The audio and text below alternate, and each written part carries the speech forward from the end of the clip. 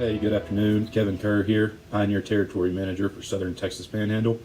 Wanted to talk to you a little today about Encirca Pro, what it is, and the benefits it gives our customers. So Encirca Pro is a satellite imagery tool that gives you frequent imagery 3 to 5 times per week at 3-meter resolution. Really allows you to save time scouting your crops by really focusing on the hot spots, any stress spots or low health spots that you may have on your farm. Really allows you to pinpoint those and identify any problems out in the field and find solutions for those issues that you do find. I wanted to walk you through a couple of sample images that we've collected in our area over the last year. This first image we're looking at is a half circle of corn, and you can tell on the outer ring here as it's starting to yellow up, and yellow correlates to low health. So as you work your way towards the inside, you start to get some dark blue and some higher health. And what we found on this pivot, and the reason for that is some pressure problems and not being able to push water out to the outer ring on this half circle of corn. So next image I'll show is a drip patch of corn. So you can see right through the center there's a light green stripe, and that stripe is a drip zone that's just underwatering or not working properly, maybe stopped up. And you can tell all around it it's darker blue and higher health. And then on the right side of this field here, outlined in red, is some paraquat drift that he received from his neighbor. So this was a really helpful image for this customer, as it allowed him to really identify how much of his field was damaged, where the damage was, and helped him really kind of come up with a game plan to move forward with this field. Next image is another drip patch of corn.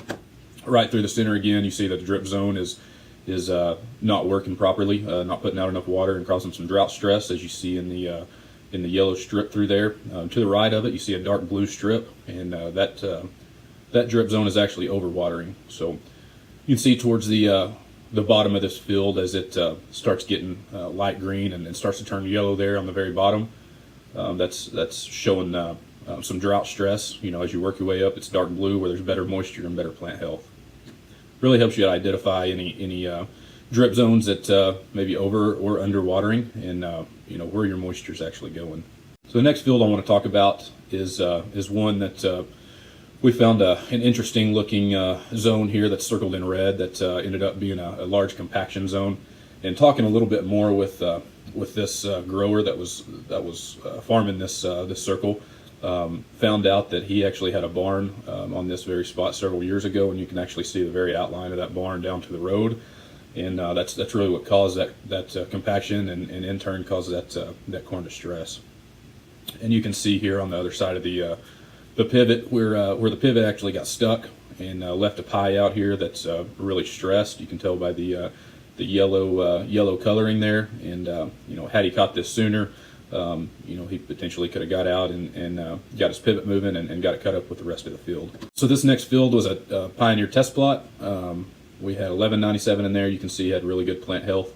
It was a dark blue. And then as you work your way down the field, you get some competitive hybrids in the green that maybe didn't have the plant health or was a different maturity, and then several strips down there at the bottom of different hybrids. You can tell pretty well exactly where each hybrid was by the different shades of coloring, showing the different plant health for each hybrid there.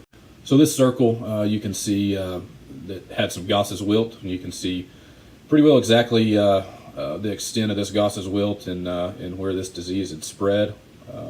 Really helps you identify how much damage you may have, and going in the future may pick certain hybrids for that field that may be a little more tolerant to Goss's, and just allows you to come up with a better game plan on that particular circle. In this field, this was a heavy corn on corn, heavy rootworm population field.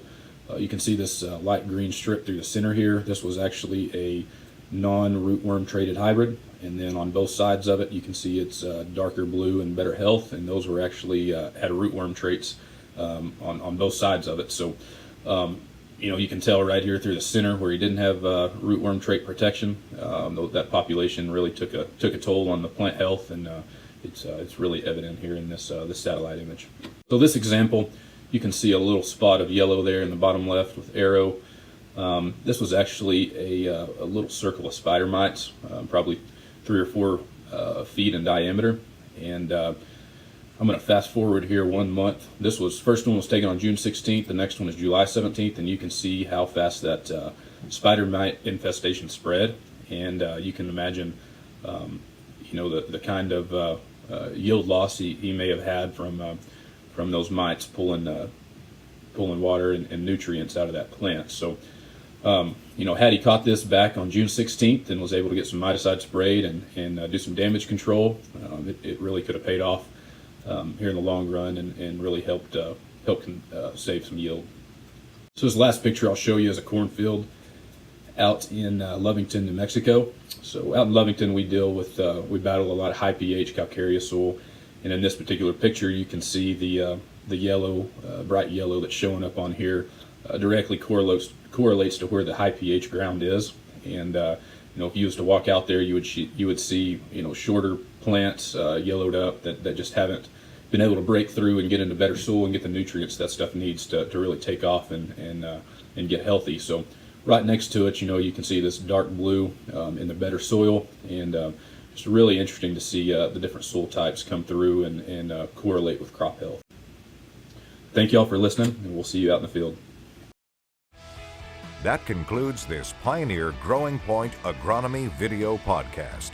Visit our page on pioneer.com and follow us on Twitter and Facebook for more agronomy insights.